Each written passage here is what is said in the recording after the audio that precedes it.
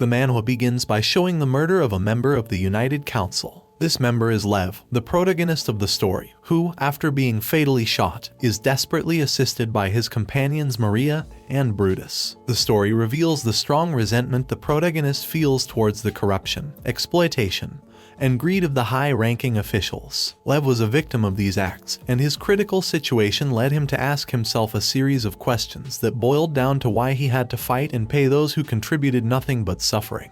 After this, Lev grew up with the idea that to defeat the monsters, he would become one, gaining power and becoming someone who aspired to protect the weaker ones. He gained support little by little, with his childhood friends Brutus and Maria being the first to follow him. His high skills also caught the attention of the corrupt, but they later realized that Lev was a threat to them, leading them to resort to an assassin. Before taking his last breath, it is clear that the protagonist does not fear death, as he does not see his departure as a defeat but as a victory that will publicly expose all the information he has gathered about the high-ranking officials. After being killed, Lev begins to regain consciousness upon hearing a white-haired girl with pointed ears refer to him as Germ. He startles and speaks to the girl naturally, calling her sister. Lev analyzes the situation, reasoning that the girl's name is Gorza, he is her brother Germ, and they belong to the weaker race, the Bogies. Germ's tribe was enslaved by the Jira and forced to work as miners. Now, they risk their lives to survive in magical caverns. Germ and his sister are of the Grey race, a type of Bogie with magical abilities. However, they were forbidden to use these abilities, and despite being respected in the past,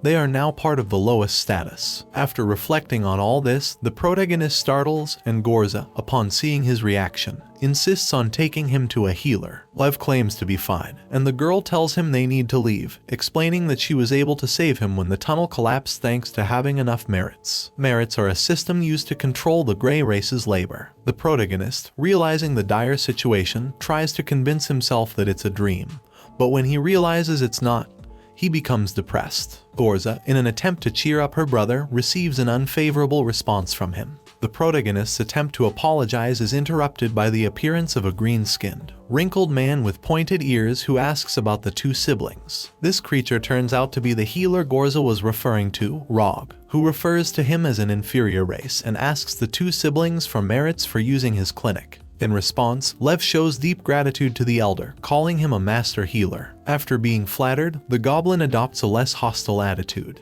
Lev tells him they stayed behind to express their gratitude and gives him enough merits to satisfy the elder. Finally, the healer leaves gracefully, saying that as long as Lev has the necessary merits, he can return. After the healer's departure, Gorza begins to ask Germ about the reason for his submissive attitude. Lev responds that without it, they would have lost everything. Still, Gorza expresses that he has never behaved like this before, to which Lev responds that maybe the rocks have made him see reason, a response that doesn't convince the young Grey girl, who tells him he seems like a different person. In the distance, a girl begins to call the two siblings until she finally catches up with them in relief. She informs them that Kull has sent her to warn them that they are looking for Germ. Gorza, alarmed, asks why they want her brother, and Lev assumes they will blame him for the collapse when it was actually caused by someone named Tog. The girl confirms Lev's suspicions, telling him that Tog was thrown into the punishment cave by the supervisors and told Jurg that Germ was responsible for the collapse. Germ's sister expresses her indignation, saying that Germ almost died, to which the other girl says goodbye, stating that he will truly die if Jurg finds him. Despite Gorza's anger, Lev remains calm and asks the young girl if they will be safe once they are home,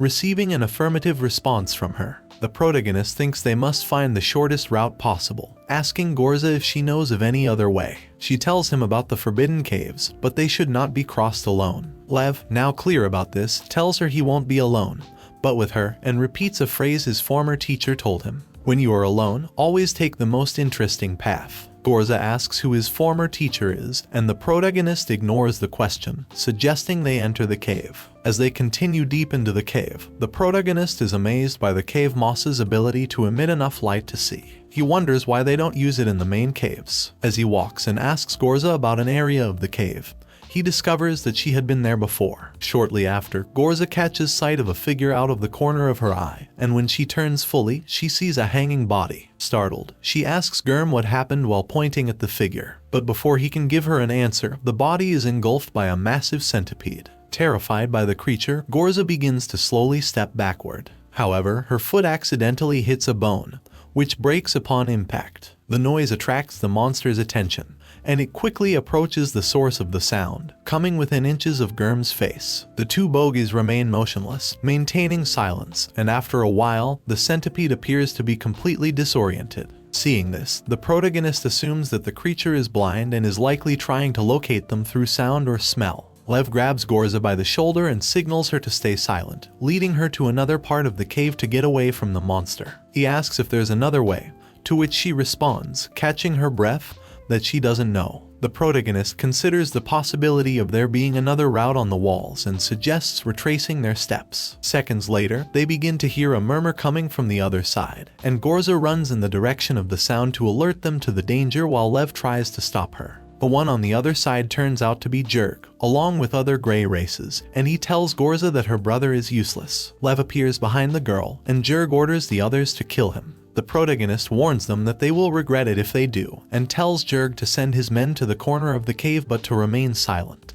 Jurg, who questions Gurm's warning, sends someone to check. Meanwhile, the protagonist tries to clarify that he wasn't responsible for the collapse. However, before he can finish his sentence, Jurg strikes him and tells him he will only live until his companion returns. The companion returns, shouting that there is a giant centipede and they need to get out of there. The others, upon hearing this warning, panic and ask Jurg what to do. Meanwhile, the protagonist begins to stand up, saying it would be a waste of merits to warn the others, a comment that interests Jurg. Lev starts to explain that since the creature is blind, it relies on sound, and weapons wouldn't be effective either, so he suggests leading it to an acid pit and toppling it over. Gorza interrupts, adding that the monster is faster and will catch them if they try to run. However, the protagonist responds that the idea is to disperse in the cave and throw bones to attract its attention, guiding it to the pit. Jurg tells the protagonist that he will be responsible for luring the centipede to the pit, a comment that prompts Gorza to offer to do it instead of her brother. However, the protagonist decides to do it himself, asking Jurg to help him close the door once he's out. When they are alone, Gorza asks the protagonist, alarmed, if Jurg will kill him if he does that. But Lev reassures her, implying that he has a plan if things get complicated. The girl asks how she will know, to which he responds that he will be the one screaming. After that conversation, the protagonist begins giving instructions to the others. He explains to Sav that when the monster gets close, he should throw the bones further ahead to keep it following the sound, and he will be responsible for entering the tunnel and rolling a ball. Sav protests, asking why it has to be him, and receives a slap from Jurg. Lev continues to explain and adds that after throwing the bones, Sav should run toward the glowing moss and stand still without making any noise. This way, he can see, but the centipede cannot. With that said, the protagonist tells Jurg that he will have to wait near some crystals. He also explains where they will lead the creature and that Jurg will have to help him trap it. So, the plan is set in motion, and Sav starts running with all his might away from the centipede, trying to find a bone as quickly as possible. With the monster just a few meters away, he manages to find a skull and throws it, hoping it will have an effect. As planned, the monster goes away following the sound. Meanwhile, on the other side, Jurg hears the creature getting closer and signals Gurm, warning him. He pretends to follow the plan by tossing a skull at the protagonist's feet while planning how to deal with both of them. His idea is to trap both the centipede and the protagonist in the acid pit. However, the monster doesn't follow the sound and stays very close to Jurg. Lev throws the skull back, this time at the centipede's face, to distract it, shouting at Jurg to run toward the pits. Jurg starts running after the protagonist, wondering why the monster didn't follow the sound earlier. However, when Lev tells Jurg to enter to lead the creature to the pit, he closes the door with Jurg inside. The rest of the group runs toward the protagonist, and Sav asks where Jurg is. Lev lies, telling him that he made noise, and the monster went after him, catching up to him once they were at the pits. Therefore, he had no choice but to lock them both in. He also states that he no longer wants the reward for killing the centipede and asks the others to tell the supervisors that Jurg was the one who killed it. Gorza, who is not entirely convinced by her brother's explanation, asks the protagonist, once the others have left, what really happened. He tells her that maybe the centipede was also guided by smell, and Gorza responds that he deserved it, looking at him with concern. In this scene, Gorza offers the protagonist a not very appetizing dish. She continues insisting that he should eat it, telling him it's her favorite dish, and Lev keeps refusing. However, faced with the intimidating attitude of the girl, the protagonist decides to give it a try. Lev's reaction of disgust after tasting the creature makes Gorza defensive, telling him that as she suspected from what happened in the acid pit, He is not Germ, but a demon. The protagonist asks her to lower the knife and assures her that he can prove he's not a demon. The girl asks how, to which Lev responds that he can do it with Maron's powders mixed with holy water. He explains that if he tries that mixture and starts to burn, it means the demon has been expelled, and Germ will be restored. However, if nothing happens, she will have to admit she was wrong in making such an accusation. Despite Gorza's lack of confidence, the protagonist proceeds to prepare the mixture to prove to the girl that she's mistaken. Once it's done, Lev hopes that it's just a superstition. However, after taking a sip, he falls to his knees with a terrified expression. Gorza, frightened, asks if he's a demon, to which the protagonist replies that the mixture tastes horrible. Angry, she hits him, calling him Germ, and the protagonist is satisfied with that affirmation. Lev starts jokingly referring to himself as Tanak, the dreamer of worlds, and Gorza laughs at the protagonist's choice of a lazy god. After that little joke, Gorza admits again that he is Germ, but his behavior has been suspicious to her since he recovered, and she asks the protagonist to tell her the truth. Upon learning that Germ's father talked about something similar at some point, Lev decides to tell her that he has memories of another life and doesn't exactly know how it happened. He describes being carried away by some kind of river, encountering a specter of light, and waking up with those memories. Upon this explanation, Gorza reacts amazed, asking the protagonist if he knows what that means. She begins to explain that for a while, gods and their champions have been reincarnating into mortal bodies, suggesting that the protagonist is one of them. She asks if he has any special powers like being very fast, very strong, or very agile. However, the protagonist denies being any of those things. Therefore, Gorza suggests that he might be a lost soul. These are people born with a second set of memories but without powers. Apparently, only those who inherit the memories of important individuals, such as great leaders or artisans, stand out. Faced with this description, Lev considers the possibility of being a lost soul and apologizes for disappointing Gorza, who seemed excited. However, she responds that it's better that way because they don't need another chosen one. She also asks the protagonist not to tell anyone. He, aware of what will happen to him if someone finds out, reassures Gorza, telling her that he values her fingers. Gorza asks him whose memories he has since he acts like a noble. He explains that his memories come from a completely different society, describing the person whose memories he carries as a rebel who tried to improve society. Gorza asks what happened to him, and the protagonist tells her he made mistakes and was killed by nobles who opposed what he was doing. In response, the girl asks if he plans to do something against the Blues, and the protagonist asks if she thinks he's stupid. With no response, he tells her he won't do anything because he's not a warrior. He doesn't command armies or magicians. Hearing the last part, Gorza asks what magicians are, and Lev explains that they are magic users like shamans, but more methodical, focusing more on energy than on spirit. Due to the detailed explanation, Gorza asks the protagonist if he can use magic, to which he responds that he can feel it. The girl's denial prompts Lev to ask her to stop jumping to conclusions because if that assumption were true, being a gray race, she would be able to sense it. She agrees and with a serious face asks Lev to promise her one thing. She pleads with him not to change again. He responds to the request with a hug, closing his eyes, and promises that no matter what happens, he will always be her brother. When the protagonist opens his eyes again, he finds himself in the hospital, welcomed by his two companions, Maria and Brutus, who ask him not to move too much. Lev, realizing the situation, wonders if it was all a dream. Maria asks him what he's talking about, and the protagonist begins to explain his situation, life after death, being a slave, and not even being human. She responds that it's just a typical delusion. While Lev tries to sit up and extends his hands for his friends to help him, he sees that his hands are no longer human. Seeing this, the protagonist becomes disappointed, realizing that the real dream was what he was witnessing at that moment. Crestfallen, he apologizes to his companions, telling them that he has failed them.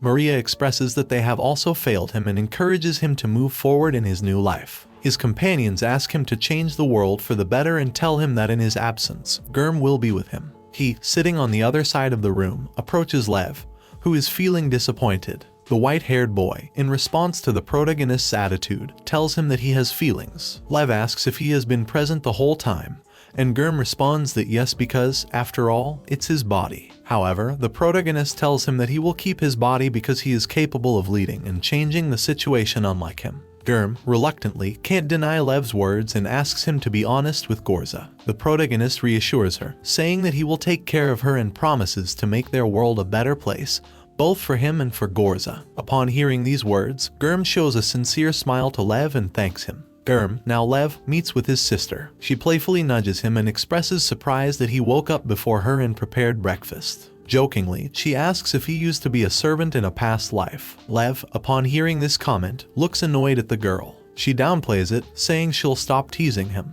After this brief conversation, someone in the distance calls out to Germ. Both he and Gorza turn in the direction of the voice and find Kull, with green skin, who greets them with relief upon seeing that Germ is still alive. Gorza excitedly begins to tell Kull about what happened with Jurg. While they are having this conversation, Lev starts to reflect. The man standing in front of his sister is Kull, a supervisor and a friend of Germ and Gorza's father. After their parents died in a hive attack, he had been taking care of them since they were children. Lev is surprised that there is a supervisor close to the slaves. However, he justifies this thought by thinking that there are good people everywhere. Kull, who has finished listening to the story told by Gorza, asks Lev if he really contributed to defeating the centipede, to which he responds that all he did was run faster than the rest. This comment earns a laugh from Kull, who tells him that he is undoubtedly the same old Germ, as no one runs as fast as him. He adds that he's glad to know that what happened to him wasn't serious, and that he's in good condition. After this, Kull assigns a task to the two siblings. Meanwhile, in the mine, two bogies have a conversation. One of them mentions a case where someone didn't have enough merits for a reward but had a sister, so he told them that they accepted children as payment. Upon hearing this, the recipient of the conversation hits the other against the wall, saying he doesn't want girls. The annoyed one turns out to be Rak, who is calmed by another gray-skinned individual. He explains that if the other gets injured, they will have to explain it to the supervisor. In response to this comment, Rak leaves in annoyance, warning the young one he left recovering that next time,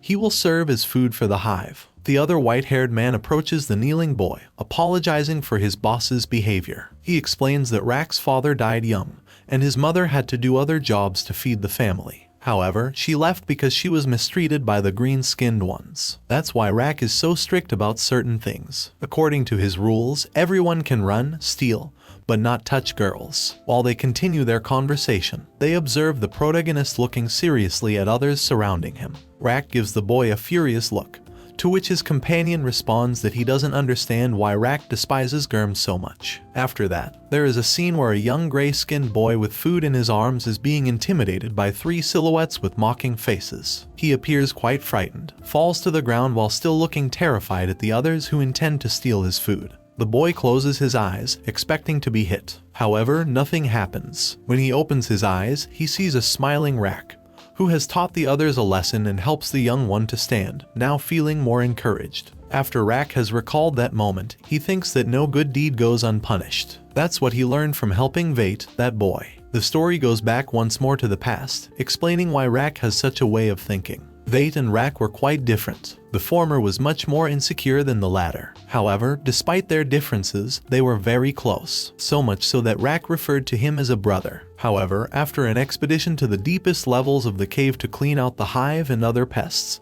things changed. The two friends were at the forefront along with Vega and his men. The goblins expected them to die trying to eliminate the pests. However, Rak worked hard to ensure the survival of his men. While camping, Rak's group was sent to one end, while his companion Ulf went to a nearby lake, and Vega to the other side of the cave. Seeing that his friend Rak was going to a dangerous place, Vate decided to go with his companion, Ulf. Both of them separated, and Rak felt more at ease knowing that Vate wouldn't be as exposed to danger. However, as Rak had predicted, a swarm of hives ambushed them, and they had to fight their way out. As they retreated, Rak found that Ulf's group had been slaughtered, and there was no trace of his brother, Vate. One of Rak's men called him over to show him some tracks indicating that the boy had been kidnapped. The white-haired man immediately set out to find him, wanting to locate him no matter who had taken him. However, when he found him, he was unconscious on the ground, injured. They faced the enemy, Vega and his men, who, despite outnumbering them, were less skilled than Rak and his team. Rak's team surrounded their leader at all times, who stayed by the unconscious boy on the ground.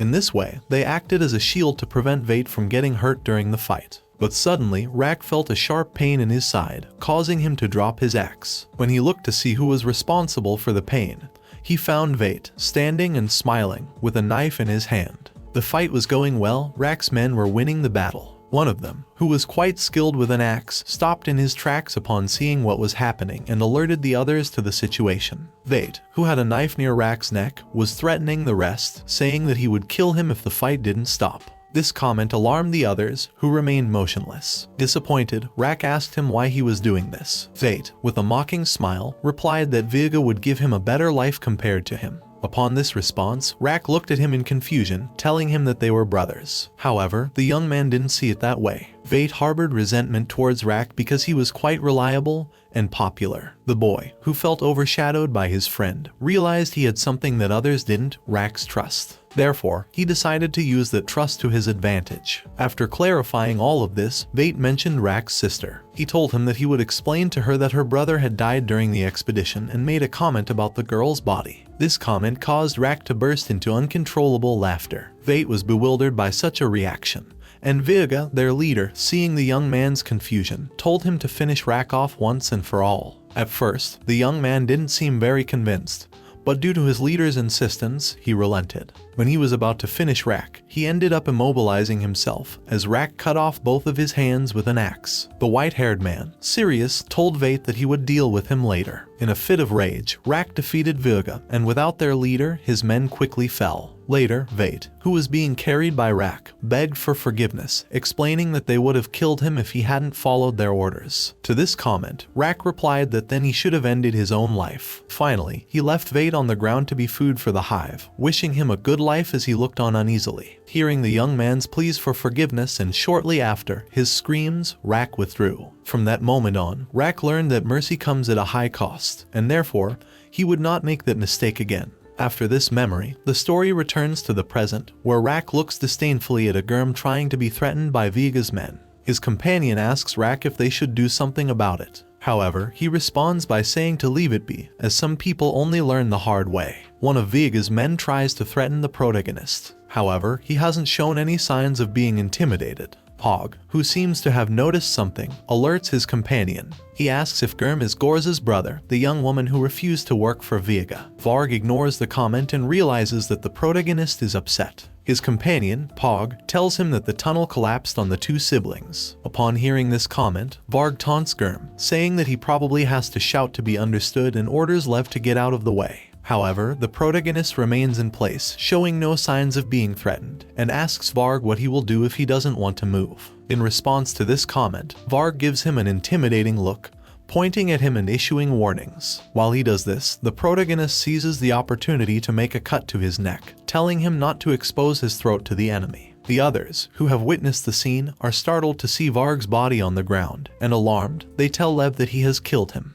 The protagonist claims to have done it with a cold look. Varg's companions tell the protagonist that he has no idea what he has just done. However, Lev knows very well what he has done, as he asserts. He explains that his actions have disrupted Vega's business, and now he will be the target. He adds that he and the others were already targets, subjected to abuse and harassment. Lev emphasizes, annoyed, that despite all being of gray race and slaves, many of them suffer due to the harassment they receive from Vega's men. The protagonist raises his voice, trying to make the others aware of the terrible situation they are in, one where they are constantly suffering. However, he explains that they have had enough and encourages the others to fight back so they are no longer subjected to abuse. Lev waits for a response from the others who are listening, but instead, they appear confused. Rack, who is among the crowd, puts a hand to his face in annoyance. After a while, the others start to become more animated, rebelling against the abusers. They begin to throw stones at them, shouting for them to go bother someone else. However, the men quickly regain their composure. They explain to the rest that just because one of them got rid of Varg doesn't mean the others will be able to do the same.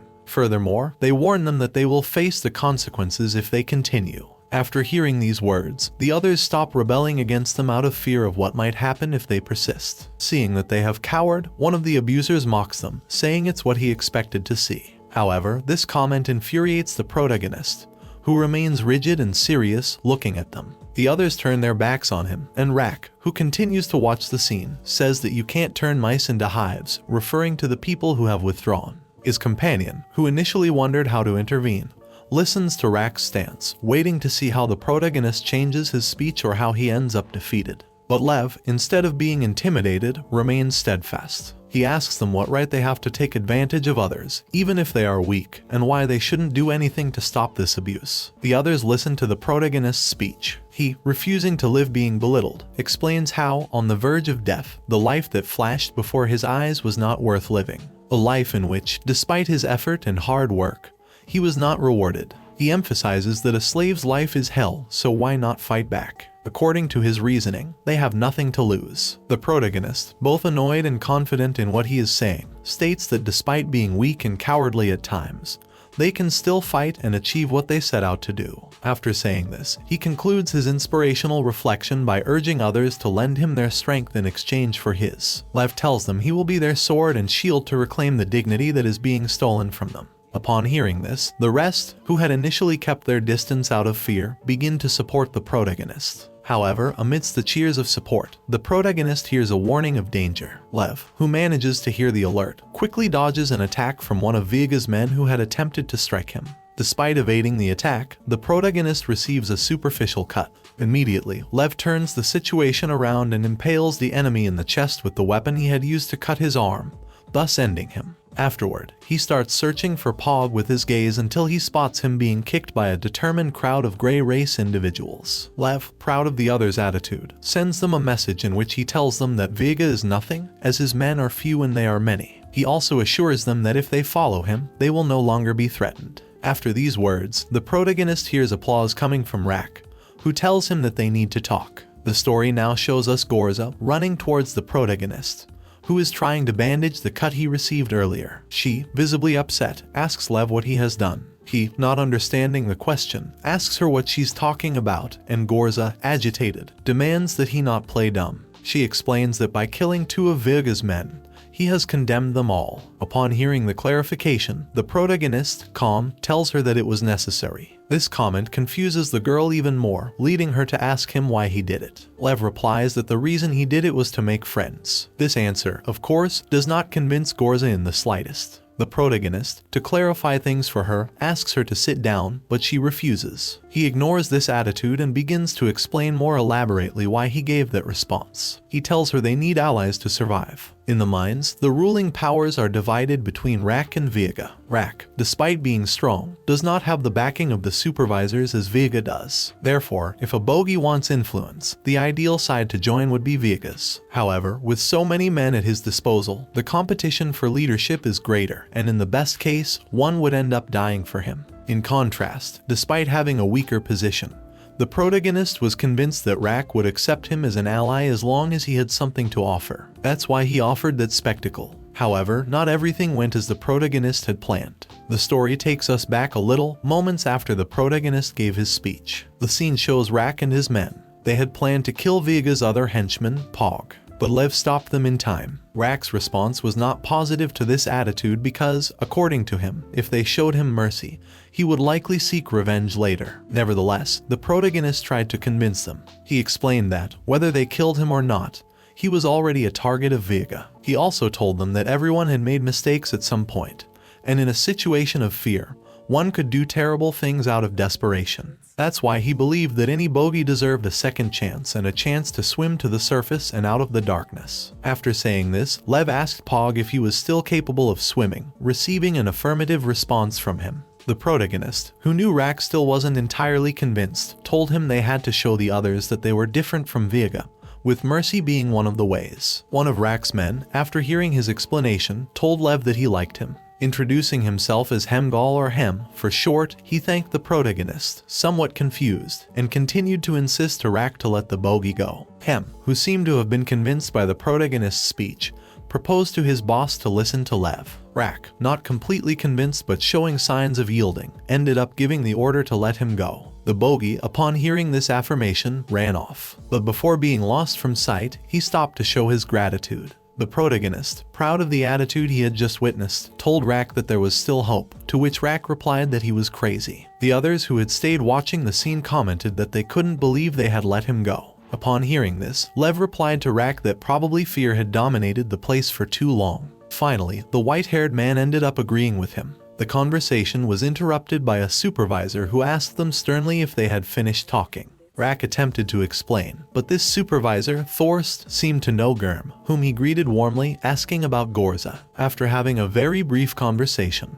Thorst began yelling at the rest to get to work, threatening them with a lash if they didn't meet their quotas. Meanwhile, Rak, confused, asked the protagonist if the supervisor was not upset. He replied that he was a family acquaintance, but that he would probably get angry if they kept standing around talking for much longer. After this, Rak decided to stand by the protagonist instead of being his enemy. He offered to protect him and help him create his own faction. When Lev finishes telling the story to Gorza, she asks him what Rak will get in return. He replies that Rak offered to be his vassal and the buffer zone between his territory and Vegas. The girl asks the protagonist if he has become the new boss of the mafia, referring to him as Germ, though she quickly corrects herself. Lev explains that it's what he must do to protect his loved ones, gain power. However, he emphasizes that he is not yet strong enough to do it on his own, and that's why he needs others, including her. Gorza asks if her brother is still with him, and the protagonist confirms that he is. In response to this, she asks the protagonist to tell her his real name.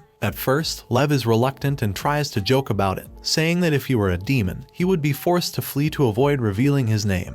But despite his initial resistance, Gorza continues to insist. The protagonist eventually gives in and clarifies that the name of the one who holds the memories is Leonard Iran Vandersteen, better known as Lev. After this confession, Gorza asks Lev to hit himself, a request he strongly rejects. However, she tells him that she's satisfied this way, smiling genuinely. Now, the story shifts to the bogey who had been spared by Rak. As he continues to run, he recalls the protagonist's words, asking him if he is capable of change, and Pog begins to remember everything he has been doing during that time. We see a scene in which the bogey is with his wife and 2 children. However, his family was about to be attacked by Varg and his men. Therefore, in order to protect them, he offered to join them. He was thus separated from his loved ones. Later, Pog appears kneeling in front of another bogey with his hair tied back and scars on his body, who looks at him with superiority. From that moment on, he engaged in a series of reprehensible acts, stealing from other families, drinking, mocking the weaker ones, and being with other women. All of this, of course, with his companions proud of such behavior,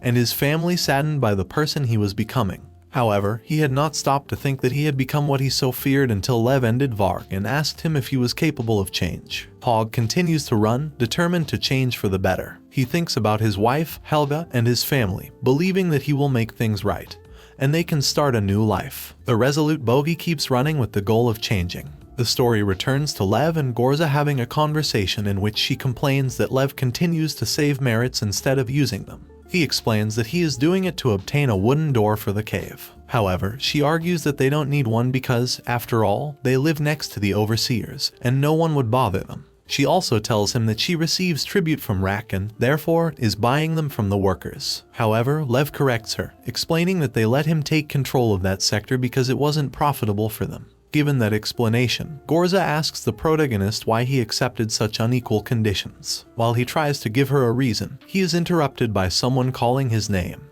The boy calling for Germ is Volker, Lev's new lieutenant. He informs the protagonist that Rak has secured a new job. This job involves conducting an expedition to the lower levels in 2 weeks. Later, the men appear, preparing for the expedition, training with spears. Volker orders them to stop, and he informs Lev, addressing him as Sir, that they are ready to get to work. The protagonist decides to test them and surprises some unsuspecting bogeys. Lev reprimands them, telling them that what they are using are weapons, not crutches, and they should be alert, not engaged in conversation. After this, the protagonist tells Volker to have them do other exercises and assign someone to watch over them while the rest begin their battle practice. Lev begins to reflect on what he has been doing with his men. He has tried to teach them basic combat techniques, which they seem to have learned properly. However, he understands that they are still minors, which explains why they were defeated so easily by the goblins. But they had the advantage that the expedition leader had an accident, which allowed them to gain some extra time.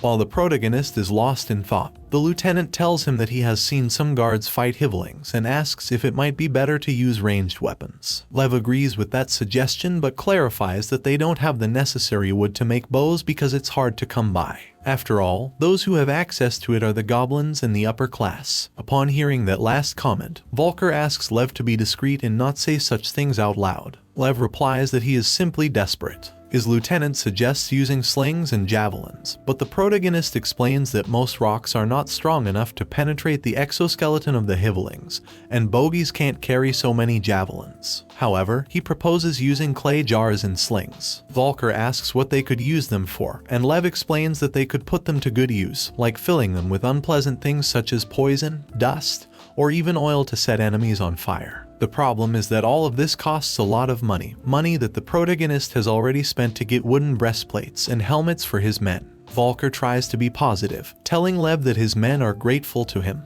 Lev responds sarcastically and adds that everything would be easier if they just had some lead rounds for the slings. Upon hearing that, Volker asks if lead rounds would work. The protagonist responds affirmatively and explains that, with a good throw, they would be able to penetrate a bronze helmet. However, he clarifies that there's no one who can do that. His lieutenant tells Lev that he knows someone capable, a former ally that his father saved a long time ago. Volker clarifies that this person won't help willingly and that they would have to pay in return. However, he assures Lev that it won't cost much. Hearing this, Lev becomes eager and decides to go see this person. Volker explains that only their family and a few others can see him. Therefore, if Lev were to take the protagonist with him, it would create a series of inconveniences. Lev quickly understands the situation and asks Volker to handle the visit. After this conversation, the bogies who had been reprimanded by Lev comment that they have finished the exercises he assigned to them. The protagonist tells them that he has a task for them in the acid pits. He asks them to bring a few more people and some rope because they are going on a little journey. So, they head to the acid pits as Lev instructed, aiming to deal with a monster. The protagonist remains quite composed, unlike the others. After defeating the creature and capturing it, Lev decides to test the sample he requested from Volker by using it in a sling. With a skillful throw, he manages to pierce the exoskeleton of the creature they had captured moments earlier. However, after conducting the test, he believes they need to do more to be sure. He asks Volker to distribute the samples to the rest of his men and tell them that whoever makes the deepest shot will earn 10 merits. In response to that comment, the lieutenant offers to participate, explaining that he was one of the best hitters in his unit, and Lev approves. However, in the end, Volker doesn't win the merits. Later, Lev asks the boy to bring more bullets, to make as many as possible, and not to focus on decoration because it's not that necessary. After all, someone seems to have had a good day. Lev sarcastically adds that it would have been better if someone had let him buy a wooden door for the house. Gorza, visibly annoyed, tells him that they've had this conversation countless times and explains that they don't have enough money to buy a new one. She mentions that the supervisor told her to take it easy because she was pushing too hard to earn merits. Annoyed, Gorza tells Lev that the person responsible for working her to death told her to take care of her health. The protagonist explains that he understands her situation is complicated but clarifies that everything is for a better future. Still somewhat resentful, she says she just wants to sleep and enters her house. Lev tells her that he will take care of dinner while she rests. Once inside the house, Gorza smells something strange, and when she realizes the cause of the odor, she is horrified and promptly vomits. Lev, visibly upset and astonished, tells Gorza that it's probably better to get a door after all because someone has entered their house and left the heads of a few bogies inside. After this scene, a bogie is shown playing an instrument. While doing so, he remembers his story, and the manhwa takes us back in time to tell it. This bogie was a visibly hungry child who watched in awe as others enjoyed their delicious food. Instead of sharing, they received him with blows to the head and demanded that he go find his own food elsewhere. The boy's stepfather was the leader of his district's gang, and when he looked at the child, he saw his past with his mother along with all his failures. So, those who hated his father used his frustration against the young bogie. As the boy grew up, his parents sold him to participate in street fights to pay off their gambling debts. Consequently, the bogie was forced to fight other youths like him to ensure his survival. In the end, he had no choice but to take the lives of others and, therefore, show no mercy. If they lived, the bogie would die. On the other hand, he recounts how rat fights were quite common back then. Children forced the rats to fight each other for food. However, one day, he observed how a rat rebelled against a child who was forcing it to participate in the game, biting him on the hand. Seeing this, the bogie thought that if an animal couldn't accept a life of slavery, why should he? From that moment on, he renounced the laws of God and man and declared that he would follow only one law, his own. Therefore, the determined boy decided to end his parents. He drugged them and, with the intention of taking everything from them, even stripped them of their skin. The bogey made sure that others saw what he had done to establish his position of power. After this, the story returns to the present, revealing that the bogey playing and reminiscing about his childhood was Vega. Vega is interrupted by one of his men who shouts his name to alert him to something.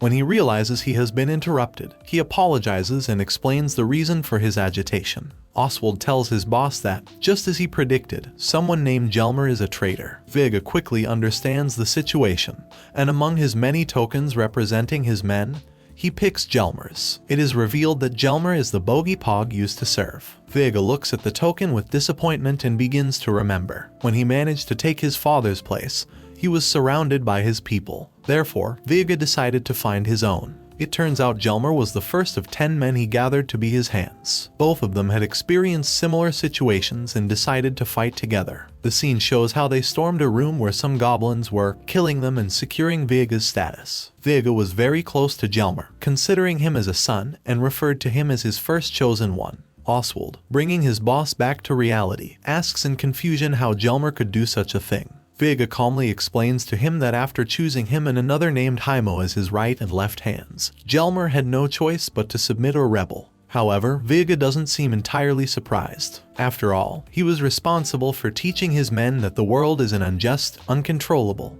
and cruel place. Furthermore, he wanted them to achieve their goals without being bound by any gods, morals, or rules. Therefore, he feels that he has reaped what he sowed. Oswald asks his boss what he's going to do after discovering this news. Vega explains to him that the arena is already being built as they have this conversation. Suddenly, Oswald understands the situation, as Jelmer was responsible for sending those heads to Gurm. It is also revealed that those heads were those of Pog and his family. Vega, showing no sign of unease, explains to the boy that people like Pog don't hesitate to commit crimes. However, when they reach their limit, they believe they can change and make amends for their mistakes. He clarifies that he never instructed him to do certain things, but despite that, he is being blamed for it. While they continue to talk, Oswald tries to express to his boss that what they did to the bogey's children seems excessive to him. However, Vega tells him that it's already too late, and that at least their lives could be useful. On the other hand, he tells Oswald that he managed to have Bog take care of Pog's wife and daughter, taking them to a safe place and saving them from Jelmer's reach. He also asks the boy to notify Jelmer to gather his men and attack Gurm's forces. This would put to the test the army that the bogey has just put together on his own.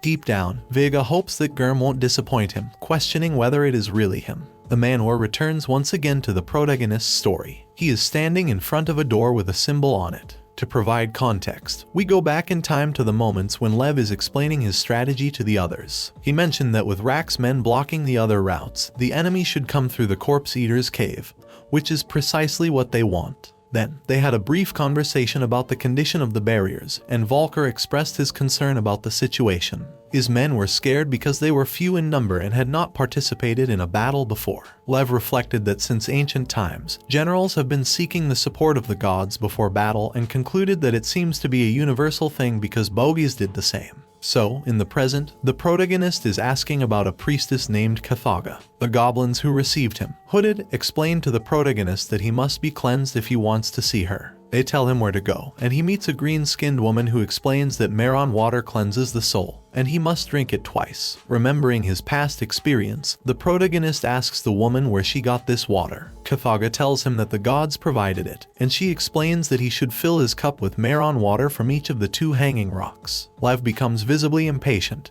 and the priestess notices. He explains that he wouldn't want the battle to start without him. She tells him that most men would run from the battle, and Lev responds that he's not like most men.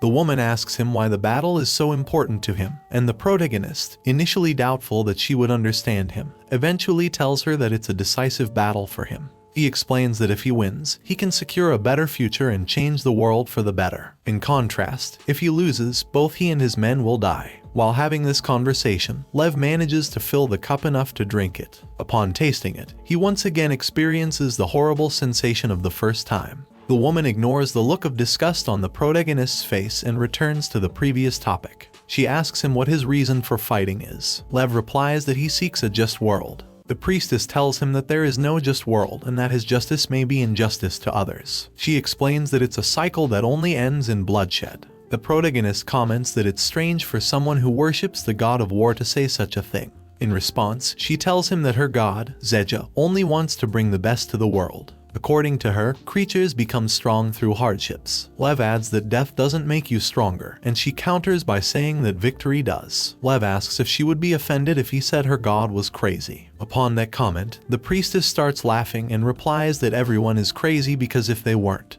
the world wouldn't be what it is. Confused, the protagonist wonders if he should stop fighting and live the life he has been given. The woman tells him that due to his hatred, he doesn't realize he's fighting the wrong enemy because the gods are not against him. After those words, the protagonist drinks the mixture completely and asks the priestess firmly who he should fight for then. This comment brings a smile to Kathaga's face. Lev finally tells her that he will confront anyone who stands in his way, be it god or mortal. The woman tells him that a world built on blood will remain a violent world and questions whether what Lev is doing is defying the gods or doing their will. Lev, tired of the conversation that, in his opinion, is going nowhere, gets up to leave. Kathaga asks him if he doesn't need Zeja's blessing for his army, to which Lev replies that he leaves it to his god to decide whom to bless. Finally, the protagonist leaves and rejoins his group. Lev asks Volker to gather the others to convey the words of the god of war. While he thinks about the speech he will give them, he is interrupted by someone shouting that the priestess has arrived. This priestess, Kathaga, whose face is being covered with a mask, asks Lev if she can bless his army before the battle. In her speech, the woman comments that Zeja has ordered her to give the general a new name, and therefore, Gurm will be known as Lev the Liberator. The rest of the men start shouting Lev's name. Confused, the protagonist tries to ask the priestess how she knew. However, she interrupts him before he can finish the question to tell him that his time in the shadows is over and he must show the gods what he is capable of. And that's how the first part of this manhwa ends. If you have reached this part of the video, let me tell you that you have been one of the few people to make it here. So comment the word goblin in the comments. Remember to subscribe to not miss any videos. With that said, see you in the next video.